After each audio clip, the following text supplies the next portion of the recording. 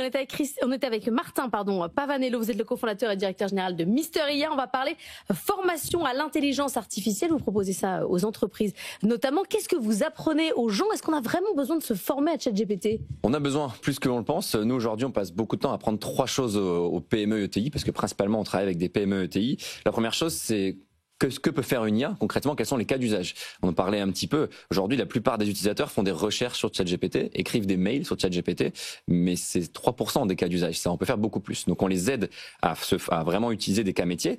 On les aide à utiliser toutes les fonctionnalités de ChatGPT. Je pense que très peu connaissent les 20 dernières fonctionnalités qu'a sorti ChatGPT, les projets, les agents, mettre des documents de plus en plus gros, etc. Donc on leur apprend les fonctionnalités et on leur apprend à prompter comment je dois parler à une IA de manière très concrète pour là aussi lui faire des analyses poussées, lui faire des comparaisons de documents. Tout ça, c'est très peu utilisé. Donc on a une barrière à l'entrée qui est assez faible. On peut très facilement utiliser un ChatGPT et faire des premières recherches. L'utiliser concrètement, c'est beaucoup plus dur. Et si on veut vraiment gagner 1 heure par jour, parce que c'est quand même l'objectif et on y arrive très très vite, il faut se former un petit peu et apprendre ces trois choses. Anthony. Alors ces formations, qui est-ce qui les dispense? Parce que ce qu'on a vu, alors c'est vrai sur LinkedIn notamment, mais on a vu une floraison d'experts en IA, de coachs en IA qui n'ont pas forcément une expertise particulière. Or voilà, pour bien former, il faut soi-même bien connaître le sujet. Donc comment vous recrutez vos formateurs? Exactement. Nous, on a 2 gros critères. Le premier, c'est le critère métier. Je pense qu'on peut pas faire une bonne formation à l'IA si on connaît pas bien le métier du client. Nous, on a 5-6 secteurs d'activité sur lesquels on est très fort et on se focus déjà là-dessus. Donc d'abord, je trouve un formateur qui connaît bien le métier de l'assurance et derrière, je fais en sorte qu'il soit très fort dans l'utilisation de ChatGPT, de Claude, de 3-4 outils comme ça pour aider les collaborateurs. Donc je connais bien le métier, je connais bien les tâches du quotidien d'un collaborateur et derrière, je sais comment lui apprendre 10-15 tâches sur lesquelles il va pouvoir utiliser une IA. C'est ça pour nous un bon formateur à l'IA. Et donc on a aujourd'hui à la fois des salariés et des indépendants qui font ce métier-là, beaucoup en présentiel, parce que là aussi il faut des formateurs qui soient très bons dans le fait de faire des exercices, de vraiment travailler le prompt en profondeur avec le collaborateur. Et ça, c'est beaucoup mieux en présentiel. Et comment ils font évoluer leur formation? Parce que le problème, on le voit bien au quotidien, c'est qu'il y a des annonces tous les jours, il y a des nouveaux modèles qui sortent tous les jours, il y a plein de changements. Et une formation qui est valable aujourd'hui, dans 3 mois, elle sera déjà obsolète en réalité. Complètement. Et c'est pour ça aussi que le besoin de formation est très fort dans l'entreprise. C'est que les collaborateurs, ce dont on se rend compte, c'est qu'ils n'arrivent pas du tout à suivre de leur côté tout seuls les évolutions de l'IA. Et c'est normal, c'est pas leur métier de faire ça toute la journée.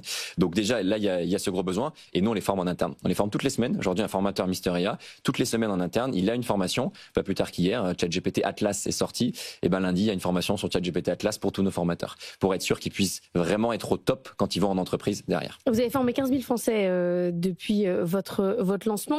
On entend dans ce que vous dites quand même que le plus gros sujet, c'est le prompt. Donc c'est la manière dont je parle à ChatGPT. Les gens n'arrivent pas à faire des phrases correctes pour le faire bien travailler. C'est pas qu'ils n'y arrivent pas, mais ils peuvent aller beaucoup plus loin que ce qu'ils font aujourd'hui. C'est pas si facile aujourd'hui vraiment de structurer une instruction. On le voit au quotidien, hein, le gros problème du management aujourd'hui dans les entreprises, c'est comment un manager arrive à bien structurer une instruction à un N-1 ou un stagiaire. C'est se faire comprendre. Se faire comprendre très clairement. C'est le même sujet. C'est le même sujet, sauf qu'une IA, ce qui est bien, c'est qu'on voit assez vite que l'instruction elle est mal donnée. Donc c'est comment je prends du recul et je me pose sur mon instruction pour dire, ok, est-ce que je voulais lui faire écrire un rapport ou est-ce que je voulais lui faire écrire une étude de marché? C'est pas la même chose. Est-ce que je voulais qu'il me conçoive une image ou qu'il me crée ou qu'il me génère une image? Il faut bien se demander qu'est-ce que je veux qu'il fasse. Qu'est-ce que je veux qu'il fasse et comment je lui exprime dans des mots très clairs. Vous pouvez nous donner un conseil là, justement, pour mieux utiliser ChatGPT? Le premier conseil, c'est de passer beaucoup de temps au début, après ça va être assez naturel au fur et à mesure, mais de passer beaucoup de temps sur comment je fais mon instruction, comment je donne mon prompt et quelle est la réponse de l'IA. Et deuxième conseil, c'est dès que vous avez une réponse qui est mauvaise, ou en tout cas que vous considérez mauvaise, ne dites pas l'outil est nul, parce que souvent on entend ça, ChatGPT est nul cette tâche, Mistral est nul cette tâche. Non, c'est pas vrai, regardez votre prompt. Et très souvent, la personne me dit, ah oui, c'est vrai qu'en fait j'ai pas été clair, et que si j'avais donné ça à mon stagiaire, il se serait trompé aussi. Donc souvent, comparez ce que vous donnez à l'IA. Il faut faire long, il faut pas hésiter à vraiment détailler ce qu'on veut. Plus le prompt est long, plus la réponse sera efficace, parce que qui dit prompt long dit que votre instruction est plus fournie, donc il y a plus de détails pour l'IA, donc elle peut aller plus en profondeur dans la tâche. Donc oui, c'est le cas, c'est pour ça que moi je conseille beaucoup d'utiliser la fonction vocale des IA. Ouais. Tous les ChatGPT et compagnie aujourd'hui ont une fonction vocale.